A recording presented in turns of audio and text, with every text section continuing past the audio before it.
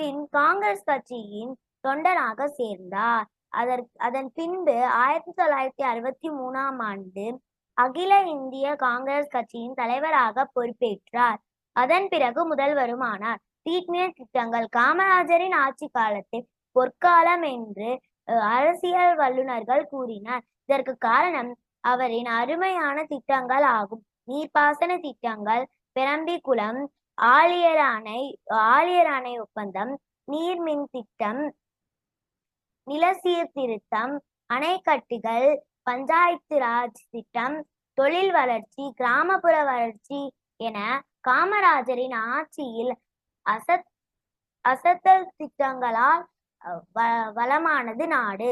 இவரின் சிறப்பு பெயர்கள்: பெருந்தலைவர், கர்மவீரர், படிக்காத மேதை, ஏழை பங்காளர், தென்னாட்டு காந்தி, கல்வி கண் திறந்த காமராஜர்,